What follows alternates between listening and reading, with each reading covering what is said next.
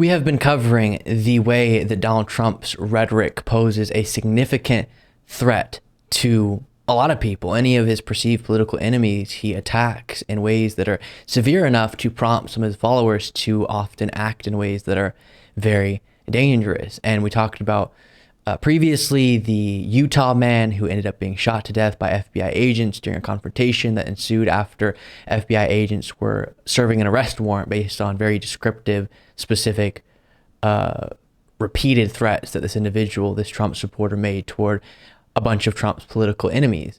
And now I have this for you.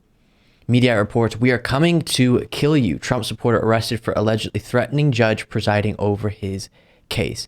A 41-year-old Texas woman has been arrested after she allegedly threatened to kill Judge Tanya Chutkan if Donald Trump does not get elected in 2024.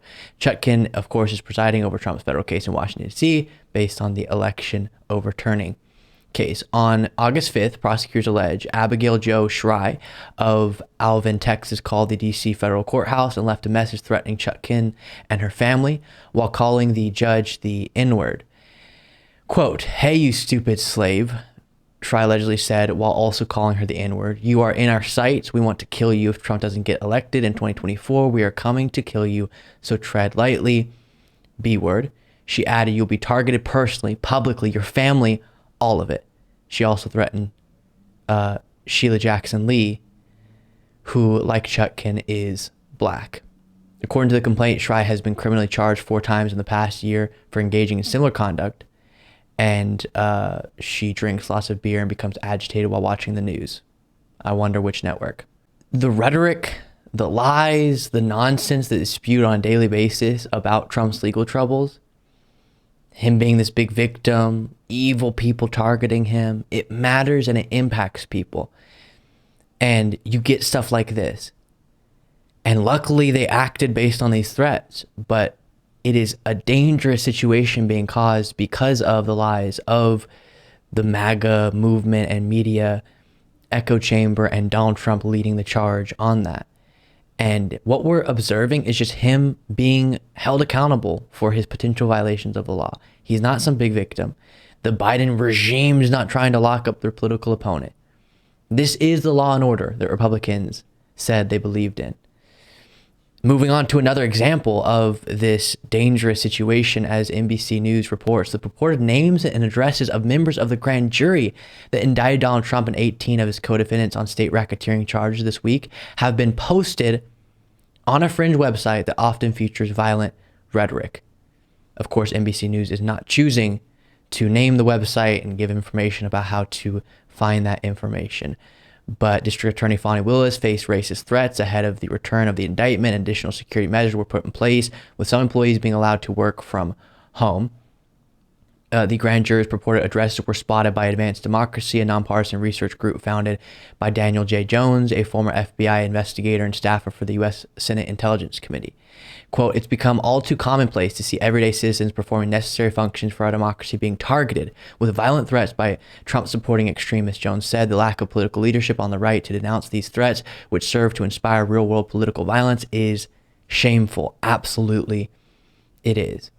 People just doing their civic duty, sitting on this grand jury, witnessing, being presented the evidence, and then making a decision about indictments, then having themselves exposed by Trump supporters and information about them circulated and likely threats made to them.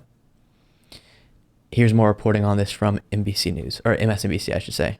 What's happening in Fulton County? Yep. We just got word that there are Trump supporters posting the grand jurors' addresses online. Security's already been ramped up down there. It's been ramped up for the DA.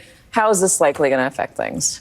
Well, certainly it's something that Fani Willis has been concerned about. She put everybody on notice in sort of an unusual way, sort of telegraphing when this indictment, if any, was going to come down because she was so worried about security.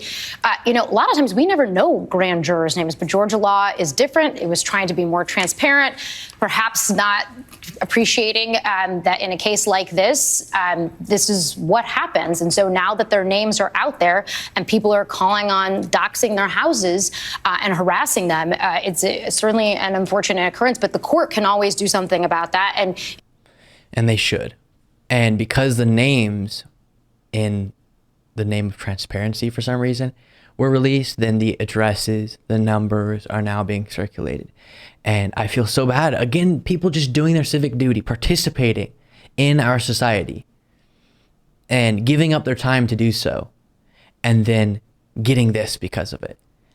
And I really wish Trump supporters who are acting in this way would just tap into their humanity for a moment. We don't have to set up a situation that will inevitably lead to a bad outcome. Trump's being held accountable. That's it. Let it happen. Thank you so much for watching. If you want to be a part of what makes this show possible, plus get access to the full video version of the show hours before all the clips are able to be uploaded to the YouTube channel, plus get the bonus show on the weekends, you can do so by going to lukebeasleyshow.com/membership. That's lukebeasleyshow.com/membership, and there's a link in the description.